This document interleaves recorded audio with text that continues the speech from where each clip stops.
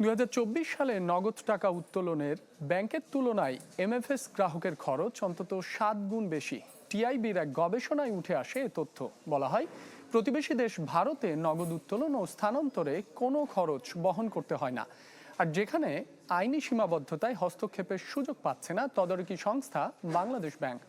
সংবাদ সম্মেলন থেকে এ খাতে উপযুক্ত আইন প্রণয়নের পাশাপাশি সুশাসন নিশ্চিতের পরামর্শ দেওয়া হয়।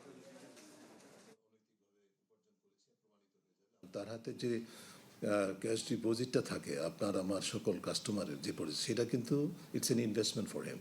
তো এই ধরনের বিভিন্নভাবে সুযোগ সুবিধা পাচ্ছে, এগুলোই আমরা চাচ্ছি যে একটা সমন্বিত নীতি কাঠামোর মধ্যে আসলে এই যে একদিক থেকে অত্যন্ত গুরুত্বপূর্ণ একটা সেবা, কিন্তু অন্য দিক থেকে অনিয়ন্ত্রিত হওয়ার কারণে বাস্তবে যে মানুষ যে সেবা সুবিধাটা পাওয়ার কথা ছিল সেটা পাওয়া থেকে বঞ্চিত হচ্ছে।